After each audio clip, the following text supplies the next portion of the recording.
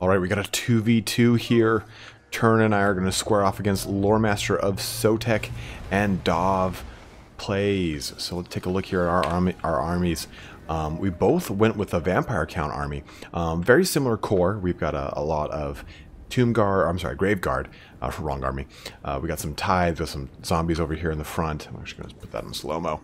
I went with more of a Blood Knight build. I went with the Red Duke, so we've got the Red Duke in the middle of all of his Blood Knights. We also have the lovely Dire Pack here for some additional anti-large. We also have another unit of Dire Wolves in the side here. Another unit of Blood Knights on our end, and then one unit of Feasters in the Dusk, my bad. Kind of sneaking over here to get some action in on this cavalry, and you can see that Turin's already in there. He went with a little bit more of a Air Force. He went with 2 units of Fellbats. He's got 2 Terrorgeists that are already sweeping in to get a little scream here on this Necrosphinx, but it's very similar core to myself with these 3 units of Grave Guard. You've got some Spearmen in the back here, but then you've also got, if you take a look at DahvPlays and Loremaster of Sotek. Sotek is our clan Rictus here for the day. He went with a Tretch Craven Tail as well as a Warlock Engineer and a Plague Priest with a Zoom Bell. So plenty of action there, or Screaming Bell. You can see already that these the Tomb Guard with Halberd are not doing a good job of shutting down the Fellbats that are shutting down this Warp Lightning Cannon, so I'm okay with that. My Fellbats are already kind of screeching around as they parry into the front lines of my enemy. Put this in play here. But you have a pretty standard army here for a Skaven army. Got some nice clan rats in the front. Also have some little Warp Fire Throwers. Great against any kind of undead, both vampire and Hekarin. Also got some Skaven slaves, but the real thing here, and really the big boys, are both of these Necrosphinxes. We've got this one right here, and we've got the Regiment of Renown one that was kind of chased off here with the Sphinx of Usek. But then you've got a pretty standard front line of nice from the Hekarin warriors. That anti-infantry is going to be able to deal quite a bit of damage to the Grave Guard, even though it won't be able to really kind of put their name to the test like Tomb Guard would, but still they'll be able to do some at least. Oh, and the first charge here of just Skaven slaves, clan rats, I'm sorry, into some zombies, just across the board here. All sorts of zombie on zombie action. You got the great weapon Tomb Guard already kind of kicking in here. Tretch Craven Tail in the center of them, doing tons of damage. Look at that. Look at that bell. Actually, no, this isn't the bell at all. Why did I even call it that? Whoops. The Terror guys, they come in to feast. Oh yeah, that's one of the best things about zombies is you can just lose them in mass swaths and not even worry about it. You've got some Tomb Guard already just kind of engaged here. Plenty of Plague Monks here. These are not the Plague Monks with Sensor Bearers, so that's kind of a little bit nicer at least. Oh man, but these clan rats jumping in through the back here, just completely surrounded. Let's take a look though. Ooh! Pestilent Breath reaping a tally here on mainly on the Tithe, more so than the actual Grave Guard. But you got these Feasters in the Dust that are really holding up a whole unit of Tomb Guard, Rat Ogres, and Necrosphinxes, so I'm okay with this exchange over there. But you also have the Warp Lightning Cannon that's completely shut down. On my end, you've got some combat going on here with the Sternsmen and the zombies pushing through this unit. These zombies over here are squaring off still against these Hekarin warriors, and we'll hopefully get some action in there. But we've got our Blood Knights kind of flanking into the rear here. The Red Duke as well. He pretty much went from this unit to this unit, just trying to get some additional damage down in the background here. Since we aren't able to really focus on the Sphinx, it's better to just kind of slam across the back line, do any kind of additional damage you can do, get him in and get him out fast. They do have Kotep on a chariot and a Tomb Prince on a chariot, so they're going to be pretty beastly when they get into close combat, at least, with sniping out, especially the Red Duke. I mean, if the Yakety Sax soundtrack would play right now, it'd be pretty brutal here, as we have both linebackers just trudging down the field, looking to get that Red Duke ass right now. Like, ugh. God, these things are so scary. Like, oh, look at that. Big swipes. Big swaths of damage being knocked out of him. Oh, God. Oh. Run away, fly, you fool. Yes, precious. Flee from the Necrosphinx. The Nehekaran Warriors, of course, are going to be doing quite... Oh, God! I didn't see this, where they just kind of buttered up these zombies here. I do have another Necromancer, and it's really more of a mana battery. I'm just using him to just charge up my Winds of Magic so that the Red Duke can cast any more of his Invocations on the Heck, his Winds of Death, anything that we can do to kind of... Boom, there goes an Invocation right there. Anything we can do to kind of keep the fight going in the army. Interestingly enough, there's not a lot of Ushabti in this army at all. It looks like DahvPlays went with more of the Necrosphinxes rather than focusing on the Ushabti, which is not a bad play at all. Just one that Turin and I, when building our armies, we had... Oh, look at that explosion. Oof. We had actually planned against that. Oof. Got that Warp Lightning Cannon just taking some pot shots at the Red Duke. Skullstorm kind of reaping a tally through these tithe here, but who cares? They're tithe. Their one task is just to be fodder.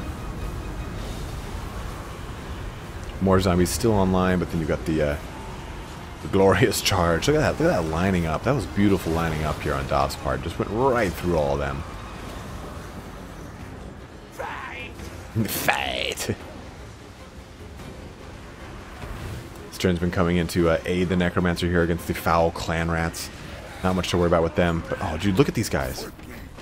Just charging through the battlefield, trying to get at that Red Duke.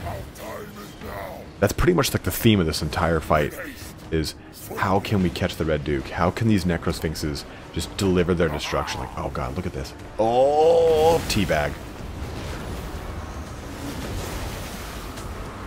Summon on some zombies onto these Warpfire Throwers. They were doing quite a bit of damage to this unit of Graveguard here, which are tied up with some Nehekaran Warriors, which again are not going to do a ton of damage, but they are tied up nonetheless. Oh man, just took that Warp Lightning Cannon in the face. Your shield does nothing, Red Duke, you fool of a took. I mean, since they put Kotep and Tomb Prince on their chariots, they're way more mobile, so they can actually bait us into, bait the Red Duke and Turin's Terrorgeists into these two units of these two Necrosphinxes. So we're in a pretty deadly position here. Trying to get this Plague Priest down ASAP, just doing some sort of like any kind of big damage to the enemy here to kind of help push this in our favor.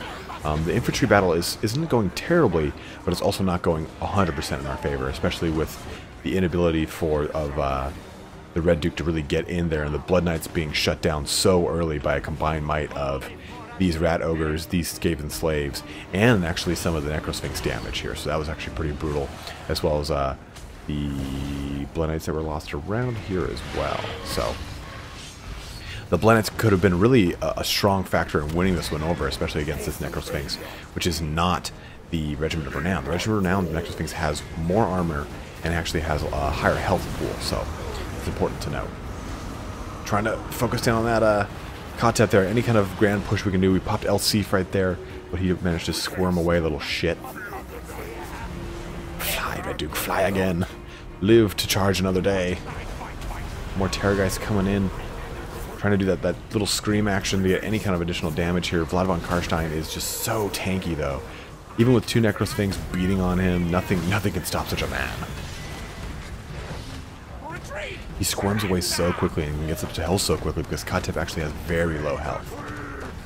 Uh-oh, uh-oh, uh-oh. Bad news. Get up, get up, get up, get up, get up. Ooh, fly. Fly. Red Duke just kind of skirting in and out here, trying to do any kind of big push he can, but those Necrosphinxes are just right on his tail. The Spearmen have been completely shut down. It's really just these Tomb Guard and Graveguard squaring off, as well as those Graveguard with those Nehekaran Warriors. And then this unit of Graveguard as well is a pretty full fighting force, but for the most part, it's a pretty foregone conclusion here, unfortunately. But we can still get some wins in. We're not done yet. Uh-oh. Did you trap yourself, Kotep? You're in a pretty rough place right here, right now, right? What happens? He shoots his little, look at that little beard condom at people.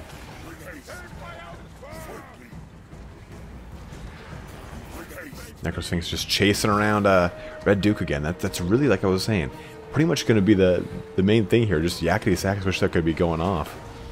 Look at this thing. Look at that thing right there. My beard is protected. Imagine him just accidentally sliding that in your mouth. They did finally pop through Shabti here, putting, because obviously this Necrosphinx was trying to shut down the Mighty Red Duke, but we was able to get an Invocation of Nehek, get some good healing coming in, so at least he's back up to at least a little bit beyond 3/4 health. But, is this an unprotected Kotep? As he mind blasts everything, boom, Terrorgeist charge. And then we have the Mighty Foeseeker has popped, Elsif has popped on him. We need to do anything we can to bring down Kotep as fast as possible. Just some sort of win. Oh god, oh god. Usurian's Vengeance has been popped here, is going to be moving a lot slower. He's almost there, he's almost there. 681 health. Oh, the Red Duke is getting just completely like lulled down by all the chaff in his way and just getting charged again with his Tomb Prince on a stupid chariot. Vlad von Karstein comes in, boom, just backhands him, like shows him the ring of the Karstein. Red Duke squirms away there, tries to get in, and then is swarmed by just a fucking horde of rats. Even the Necrotech's like, no, no, no, no, no, no, no, no. Kotep, though, is crumbling, is debilitated. Oh, and explodes. The old man is down. But Vlad von Karstein is also just getting put into the mud here, pushed down by the Necrotech, the Necrosphinx, and the Tomb Prince here. Oh, look at that, just getting cut up, cut up. For the most part, our armies have completely exploded. Our lords are starting to vanish off the table, and you can see this is a pretty done deal here. Oh! And with an epic slash to conclude our mighty valiant defeat here. But we can see that the Blood Knights, even though they got shut down early in the fight, they were able to do 117 and 43 kills between them. So 160 kills into not the primary targets for them. It was still not that bad. They were able to do some damage. But the Nehek Warriors, man, look at that, 197, 140. Admittedly, a lot of that was against these zombies, which weren't going to do a ton of damage, but they were at least able to do a lot of the neutralizing of those units here.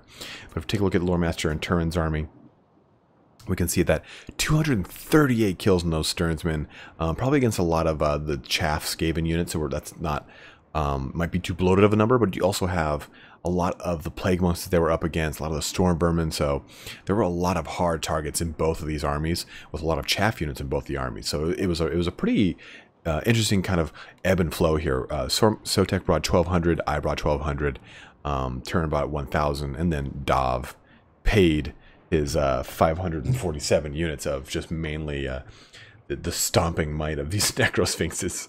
But that's going to conclude our fight here for today, guys. Be on the lookout here. We'll be doing our head-to-head. Turin and I will be doing our head-to-head with Kotep and Tretch Craventail. I'll be doing a video of some other things. Darklands, I'll be going through that, kind of showing you guys where I think all the races will start in Darklands and kind of building that map out for you. Also, we'll be doing a lore video on Vultan. If you don't know him, we'll be doing a lore video on him, so you'll learn about him. He's one of the the big deal lords from the Storm of Chaos campaign and the subsequent End of Times campaign, or End Times campaign for the Empire. And also we'll be doing our speaking of End Times, our first of the End Times series, where we talk about the dwarfs, what happens to them, and how their legendary lords kind of end up in the end of End Times of the Age of Sigmar. But that concludes everything for you today, guys. Have a good one and take care.